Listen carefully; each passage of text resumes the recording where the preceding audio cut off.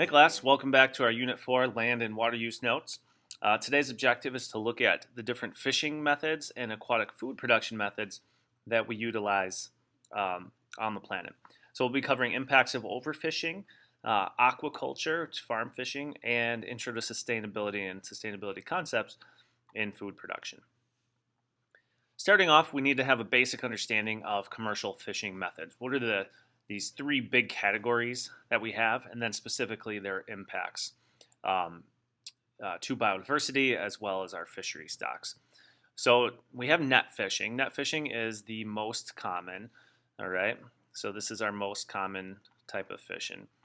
When we look at net fishing, we go into three categories: seine, trawling, or gill net. Our graph over here is going to talk about the percentage of annual catch based on this type. A little bit older graph, but the main methods are still in use. So seine fishing is the biggest one. So per seine, essentially wrapping your net around a school of fish and then hauling that up into the boat and emptying it. Trawling is the next type. Now this is midwater and bottom trawling. It's a combination of both, but they're the next most common type. Trawling is essentially dragging the net underwater behind the boat through schools of fish rather than wrapping it around. This can be potentially damaging, especially the bottom trawling, which is dragging it along the bottom of the ocean floor here, which can damage the ecosystem as well as produce a lot of unintended catch, which we'll discuss later. And then gill nets is the next one. So it's more of a straight net, either suspended or between two boats. And they essentially, fish swim into it and they get trapped up by their gills. Line fishing, that's usually what most of us who aren't in commercial fishing think about what fishing is. So either pole fishing in particular, just a pole and rod essentially. And then long lining is behind a boat as well, suspended by buoys and multiple hooks on one line. So it's a long line with multiple hooks that are baited to catch some larger fish species here. So you can see that gill nets is the next one. Similar with hook and line methods, whether it's long lining or pole fishing, they fall in that category. And then one of the smaller types of catch in terms of total supply, so this is the kind of least common methods. All right, so most to least right here is the shellfish and kind of bottom feeder type methods, which is dredging. And there's not a picture here of this, but dredging, traps, and pots. So basically dredging is very similar to this right here as trawling, only there's kind of like a little rake that goes through the bottom surface, so kind of even more destructive because it's tearing up this bottom section of ocean sediment and habitat here to try to get things that might be buried in the sand or sediments below. And then traps and pots would be dropped at the bottom. They're just traps set so that the organisms that are target species crawl in there, and then they bait those pots, and then they jump in and then they haul them up later, just like a typical trap. So that kind of makes up our smaller segments of total annual catch. So why is this important to know? Well, the different methods have different impacts on our fishery. The fishery is the harvestable population of fish in a region. So when we talk about overall fishery, this is what we're able to take out of the oceans based on particularly estimates of the different species that exist. And this is, again, a great example of the tragedy of the commons. When we talk about tragedy of the commons, the oceans is one. It's a shared resource. There's food there that all countries have access to, or most countries have access to for seafood. And it essentially is shared and not owned. Therefore, there needs to be management. Otherwise, we can have some depletion of those resources, which is what we're trying to avoid. So we do see that currently as the fishery collapses, 90% decline in the harvest rate of species. So we actually kind of see that the capture rate of wild fish has kind of leveled off. And for many different species, we see collapse where their rates are declining rapidly and we can't find those fish any longer. So that's of concern because that indicates severe overfishing. Attempts to prevent collapse. This ITQ system's in place, at least in the United States, and other countries adopt similar things, and some do not. Individual transferable quotas. Essentially, each fisherman is allotted, fisherman or company is allotted a specific amount of each species they can catch. And if they don't want to take that species, they can then sell that quota to other fishermen. And this allows us to set a limit on the fish that are captured.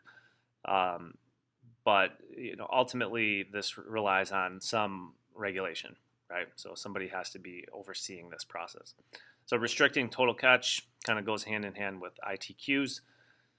Sustainable Fisheries Act 1996 defined overfishing and required plans for specific species. So this was kind of an important governmental regulation. But again, this is not, there's no control worldwide over these things. And so this is what the United States has done to try to curb overfishing on our behalf. What are some consequences of commercial fishing? Well, overfishing has been discussed, right? So, I mean, taking more than can be generated naturally is overfishing, where leading to a decrease in the amount of total catch available. And this is happening in pretty much every species that's present in terms of marine stock that's in high demand. So even if it's an underfished population, the total amount of fish stock seems to be decreasing. And sustainably caught fish, you can see in this graph, we still see that the marine fish stocks are decreasing in ones that are regulated and monitored. And then in our unsustainable ones, we do also still see this decrease at a little bit more rapid of a clip here. And these are overfished populations, which are of great concern here. So about 1/3 of all the fish that we take are fished at unsustainable levels. And obviously this pattern can't really continue if we want to keep these species present in their ecosystems and continue to use them as a food source year after year after year. There needs to be some regulation and accountability here. Other issues with commercial fishing is this term bycatch, which essentially refers to unintentional species, things we catch by accident. So there's a picture here of this turtle caught up in a net. Obviously, a turtle, if it's caught submerged in a net for too long, will drown. It needs to come up for air. So bycatch would be targeted species, non-target species that are caught or captured or killed in the process of fishing. Habitat destruction is another one. Trawling and dredge. We talked about that a little bit. Damage to the seafloor before trawling, after trawling, really can go through and damage that portion of an ecosystem in hopes of capturing these bottom-dwelling organisms. So how do we have sustainable fishing? How do we have sustainable populations?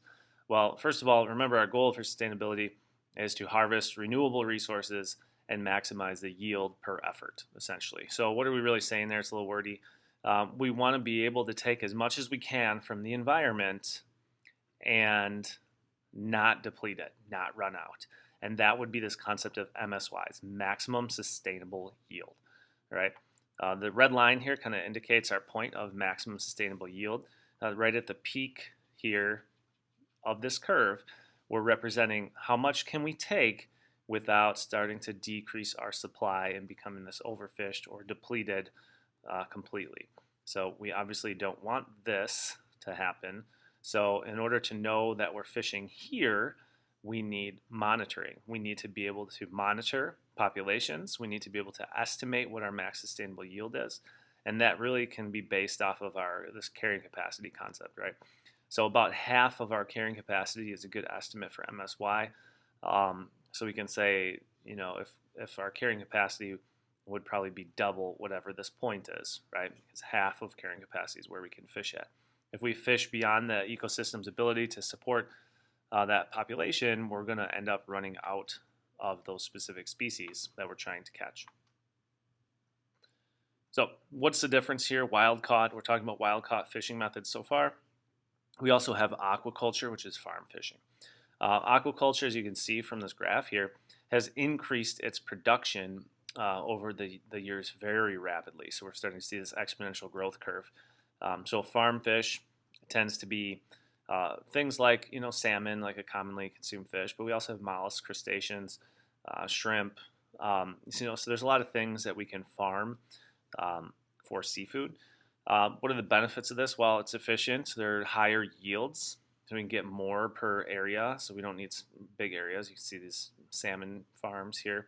They're not massive pens, but there's enough to hold these fish in place. And it doesn't require a lot of fossil fuels to cruise all over the ocean to use fossil fuels to capture these fish. What are some problems? Well, the fish can escape. It's not impossible for them to escape. They could compete with other organisms in their ecosystems.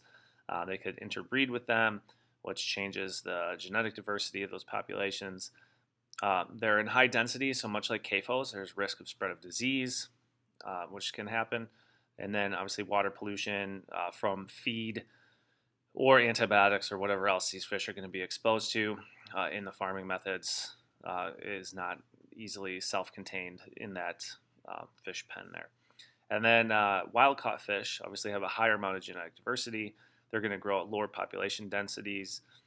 They have less of an impact on environment water quality. So obviously it's a more natural method of being able to capture your food is in its normal environment. But we can see that overfishing is one of those things that has been a big issue with wild-caught fish.